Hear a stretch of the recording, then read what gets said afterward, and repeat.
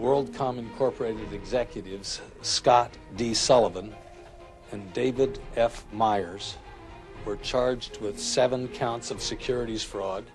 Worldcom, a telecom giant destroyed by a massive accounting fraud. At the heart of the fraud, Controller David Myers.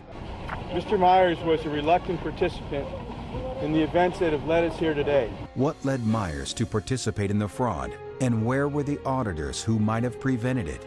Find out in this special audit presentation.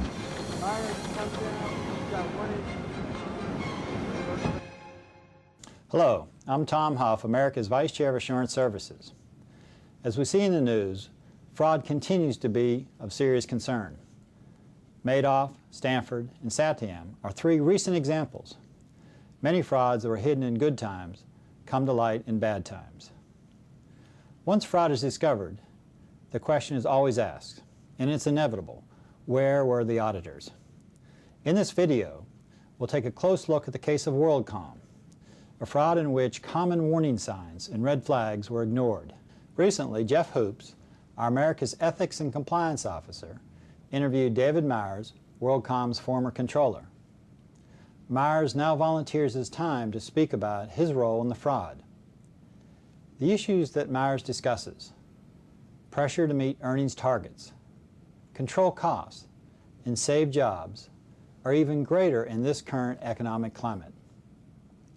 Unfortunately, some companies, perhaps even some of our own clients, may respond to these pressures in unethical and even fraudulent ways.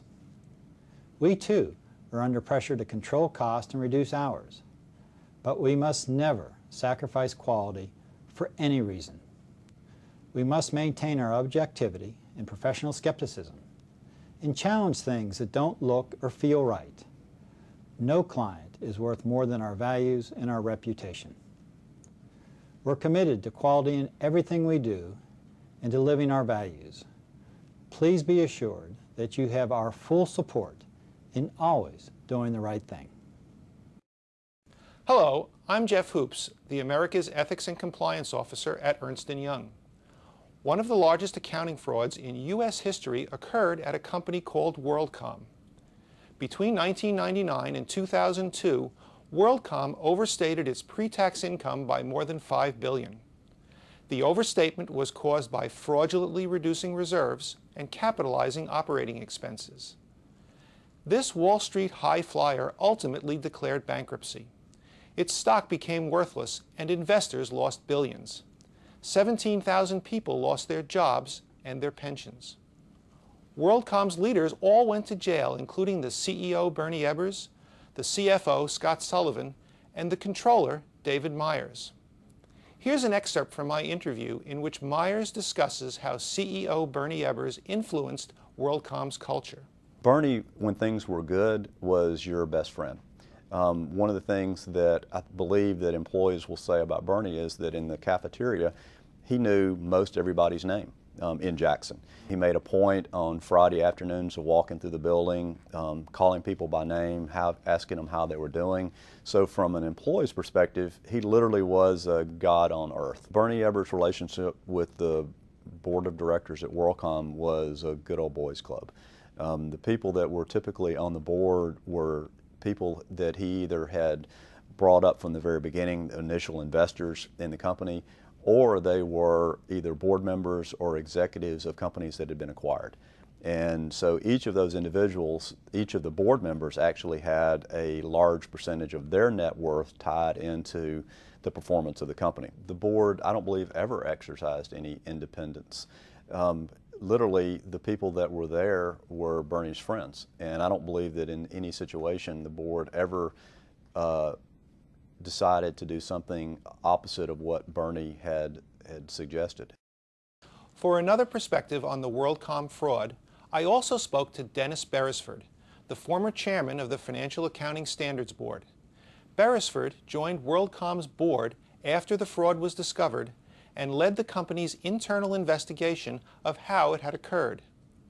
Beresford and Myers will introduce us to another critical player in the Worldcom fraud, the CFO, Scott Sullivan. He was acknowledged as CFO of the Year by CFO Magazine, I believe it was. And the directors, for example, considered him to be world class. So there was a certain amount of, that guy just must be a lot smarter than me. And I think that that probably always is a little intimidating to, maybe more than a little intimidating, a lot intimidating to people that work in an organization. He knew more about the business, the underlying aspects of the business, than any financial person that I ever knew. It was phenomenal working for an individual like that. I mean, literally, he was a steel trap mind. He remembered everything that he had ever seen. He would remember a number to the decimal point, and he could recall that months after the fact. Myers recalls Sullivan's role at the inception of the fraud. In the third or fourth quarter of 1999, I personally brought financial statements into Scott and showed him a margin that was, in Scott's words, completely unacceptable. And his exact words were that we had completely, well, these aren't his exact words, that we had screwed up, that we had made a mistake, and to take the financial statements, he wasn't even going to keep them, they were wrong. So, you know, I knew they weren't, but I didn't, you know, at that point in time, didn't know enough facts about it to be able to tell him that he was wrong. So I took the financial statements back. We reworked the entire quarter and came back to the same, basically the same number. So when I took those back to Scott, again, his response was, this is so far off where we had told the public market we're going to be, we can't do this. There must be a mistake. There has to be a mistake. Scott's probably the brightest person I've ever met in my life, from a financial perspective or almost any perspective. And when someone that you respect from an intelligence perspective, I mean, there's obviously a lot of loyalty and everything else. When he says that he knows for a fact that the information that you're providing is wrong, that you've made a mistake, you assume, or I assumed that we had made a mistake. And so we went back and reworked the numbers again, coming back to, for all intents and purposes, the same number. All of this time frame, we're a public company. Public company is about to release its quarterly earnings, and so the time frame to release your earnings is set. The time that we're at this point trying to figure out what's wrong, is we're creeping closer and closer to the time we have to release our earnings. So Scott actually tells me, I know the numbers are wrong, I know what they should be, we need to book an entry to get where I know we should be, and then we'll figure out what the error is at the end of the quarter, and the next quarter is going to be just the same error, but the opposite direction.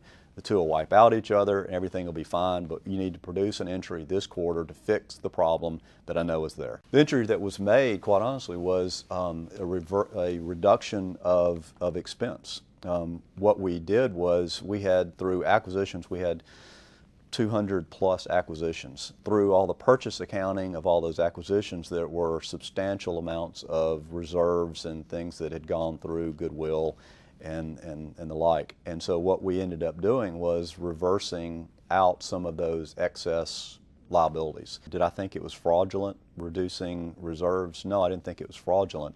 The way that I interpreted it, again, through conversations with Scott, is that, first of all, there's an error that we can't identify. So the entry we're making could have been the right entry. We don't know, because all I was told was that there is an error in what we had produced. All of the analytical data from all prior periods pointed to the fact that there was a mistake. So we were fixing a mistake, and so from that perspective, was it aggressive? You could argue that very first quarter, it wasn't even aggressive. It was fixing a problem that you just couldn't quite identify. As an auditor, I had seen my clients who had excess reserves through acquisitions, had reduced those reserves, and they had come up with whatever reasons that they had to reduce reserves to smooth earnings a little bit. It's not something that you wanted to do, but again, it wasn't fraudulent in my mind at that particular point in time. It's pretty obvious with 20/20 hindsight that the company realized that it had a lot of cookie jar reserves that they had set up in earlier years in connection with acquisitions or otherwise, that they then had the ability to play with. They were reversing accounts without having any basis for making the reversal, but they were probably accrued, the accrual was too high in the first place. Number two, they were not offsetting it against the proper account in the financial statements, and number three, they were not disclosing it properly. And so I just don't agree with the way Myers characterized that.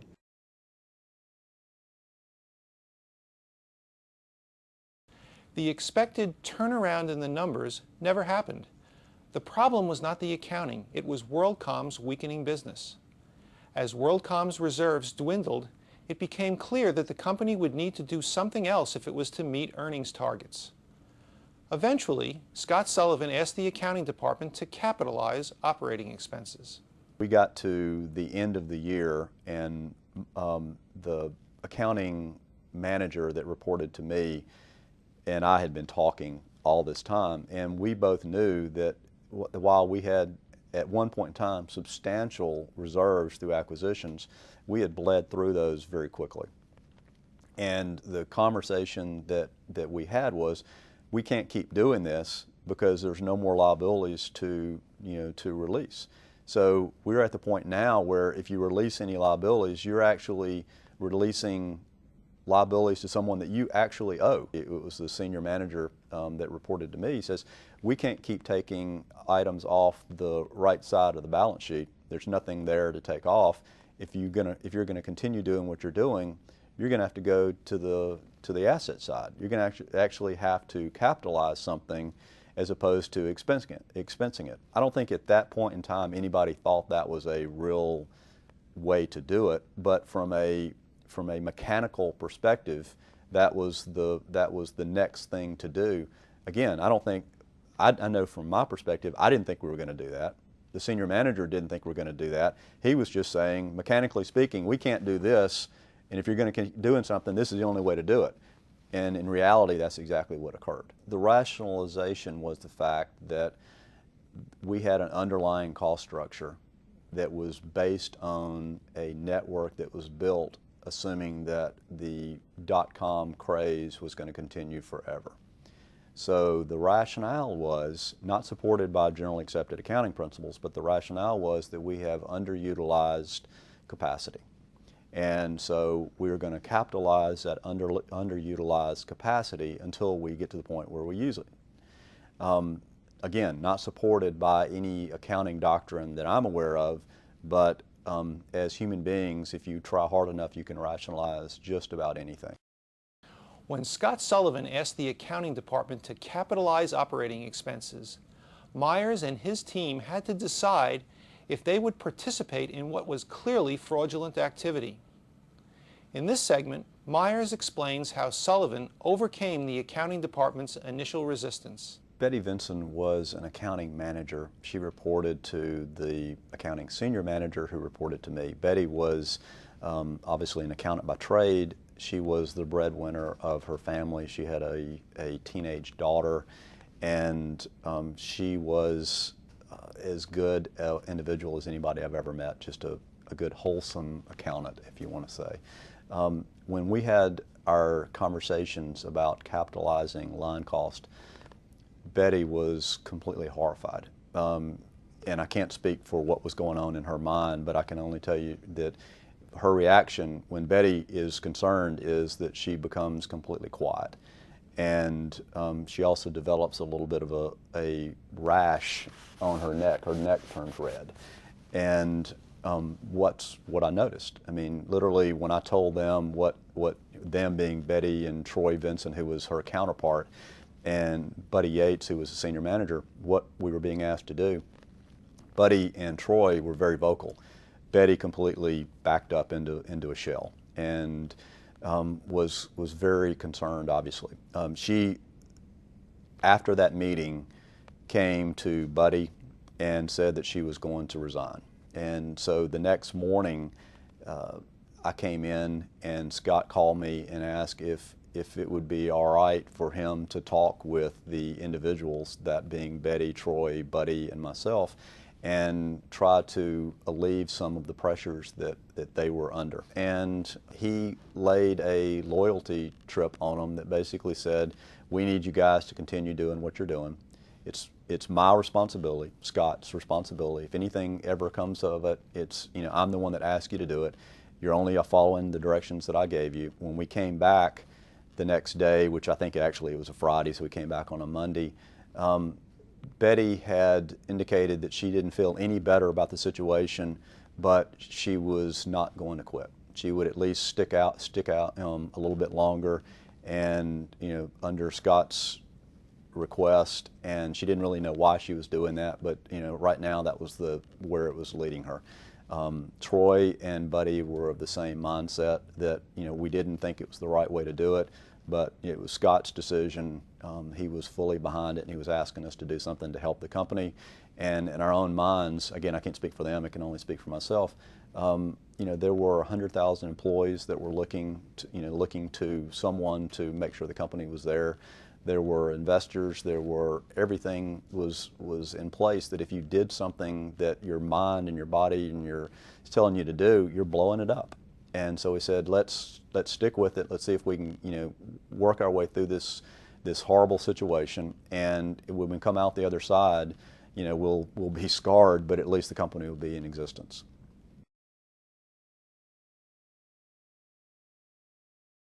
Like David Myers, Buddy Yates and Betty Vinzon both went to prison for their roles in the fraud. The fraud was eventually uncovered by Worldcom's internal auditor, Cynthia Cooper.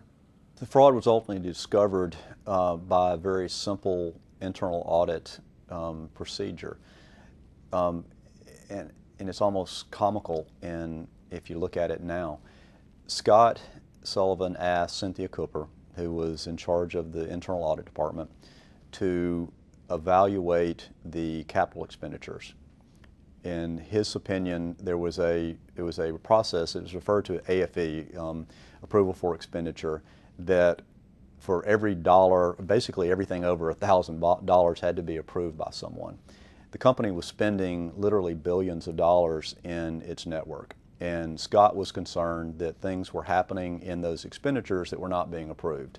He couldn't see why we were spending some of the dollars we were spending, and wanted to find where the breakdown in the control was. What Cynthia did was exactly what I would have done. She went out and asked for a complete population of all of the capital expenditures. And then she did what any auditor should do, is she tried to reconcile back the amount of AFEs to what's in the financial statements. Lo and behold, there was a huge discrepancy between what had been capitalized and the sum total of all the AFEs. And so she asked a very simple question. Why is there a difference? I asked Scott, and Scott's response was, well, it's a difference between cash and accrual. I guess that's a good answer. It worked for a couple of months because at that point in time, they just, what we had said was that we were accruing in the financial statements items that had not yet been spent.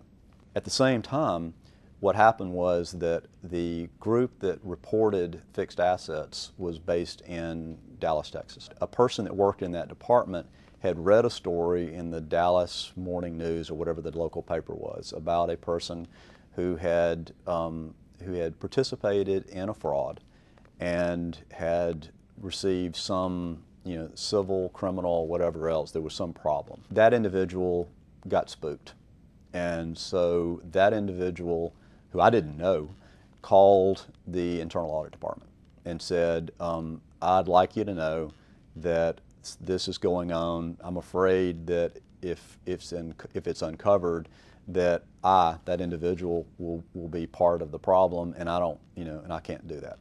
So what that individual did was tell Cynthia's department, someone within Cynthia's department, exactly where to go look. Cynthia's group spent probably a month documenting exactly what was going on. What I understand now is that they basically worked their days normally doing what they did, and then at night they worked on this particular fraud to try to figure out where all it was, and because I guess they thought there was a whole lot more to it than it was. It's really one entry a quarter, and they could have been done in 15 minutes, but when you don't know what you're looking for, they kept looking.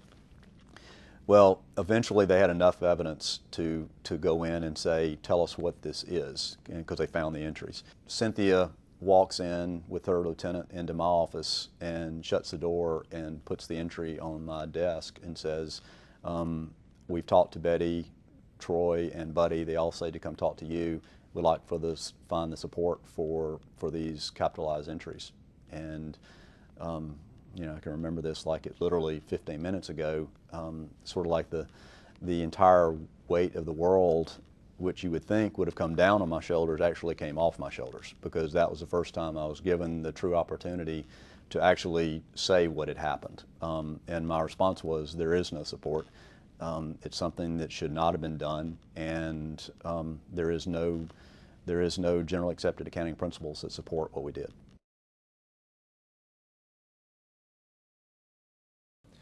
In the aftermath of the fraud, Myers pleaded guilty and spent a year in prison.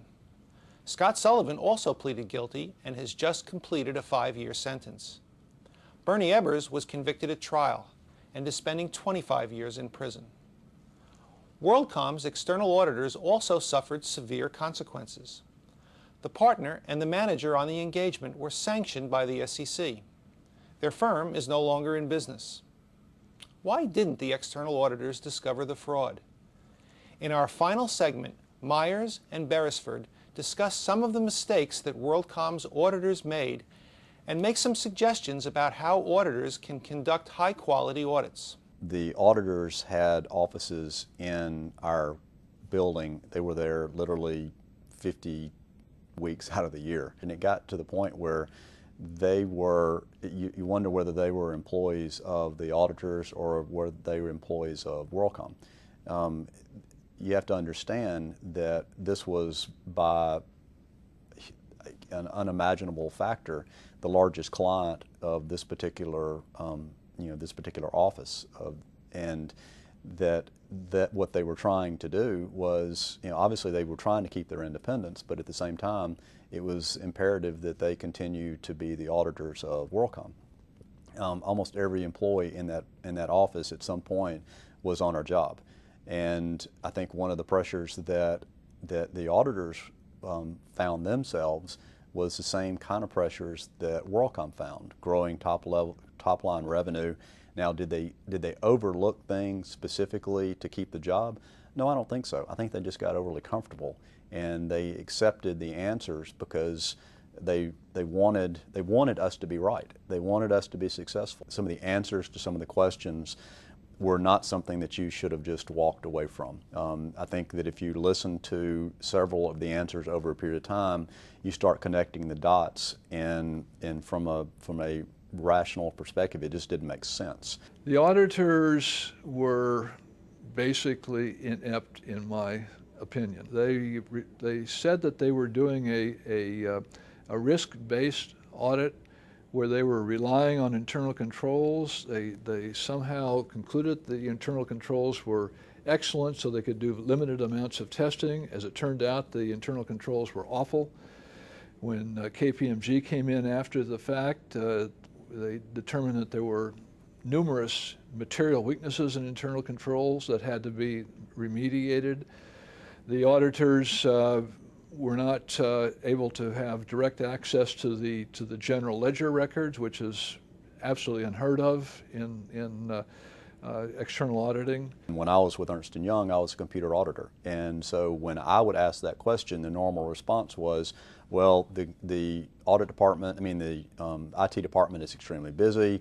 We'll do whatever we need to do, but it may take a little bit of time to get the information. What format do you want it in? Those would be standard and expected responses.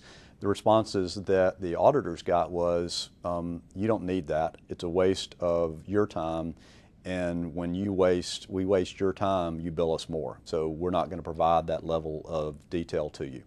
To me, when you ask a question from an auditor's perspective, when you ask a question about, I would like detail behind the general ledger, whatever else, and the answer is anything other than what format do you want it in, I think the flag should go up as to why would you not let us see the general ledger? That's what we're auditing. When you looked at it from quarter to quarter to quarter to quarter, everything looked exactly the way it should.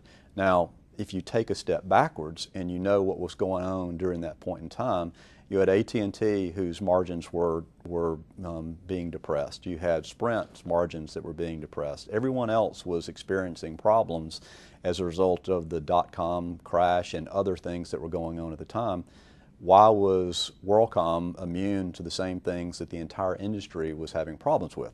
So from an analytics perspective, if all you do is you focus on that one company and you see the trend being exactly what you want it to be, sometimes you ask the question, why is the trend continuing when it doesn't make sense that it should? Even though the big picture looked pretty good this year compared to last year, it shouldn't have looked nearly so good. So have some general understanding of the big picture for the industry if you possibly can. Having that kind of mindset of not just doing things by rote, but of insisting that you understand why you're doing something will really help you prepare yourself for how it fits into the big picture. You're auditing not only the balance of that one item that you're talking about, you're auditing the overall income statement, balance sheet. You're auditing the financial statement of the company, not just that one item.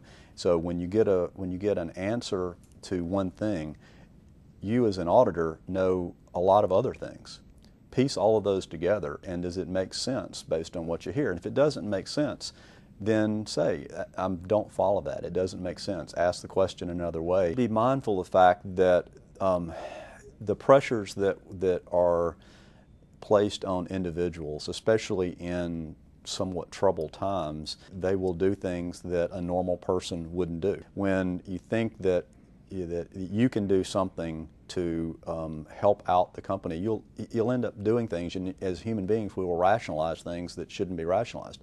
So you have to understand that in troubling times there will be things that should trouble you. Instead of getting individual pieces of the ledger, ask for the entire ledger. Reconcile back to making sure that everything that you're given reconciles back to the financial statements. I mean, some things that were actually very simple just were not done, and just don't walk through the process just to walk through the process. Realize that your job is you need to understand the company as well as the company does. And your job is to do an audit, and you need to be independent in your thinking. It's been said that a wise person learns from their own mistakes, but a wiser person learns from the mistakes of others. We hope this program will help you learn from the mistakes of others. Clearly, in these difficult economic times, we're facing pressures from all sides. A much more challenging business environment for our clients. Pressures on us to be more efficient and control cost, and heightened expectations from the regulators and the public. These pressures require us to consistently perform at a very high level. They require sound judgment, including knowing when to consult with others and when to insist that we need more information from our clients. For example, what would have happened had Worldcom's auditor insisted that they be granted access to its journal entry data electronically? Our policies require us to obtain complete electronic journal entry data for all but the smallest, least complex clients. At a minimum, we expect teams to analyze monthly income trends using technology such as that provided in the Global Analytics tool. More is expected of auditors than ever before. We will not compromise our standards for any client for any reason. We believe that striving for excellence in auditing will continue to give us competitive advantage and further differentiate Ernst & Young in the marketplace. It is central to achieving our vision, which includes delivering remarkable client service and high-quality audits. And finally, thank you. Thank you for all that you do for this great firm every day.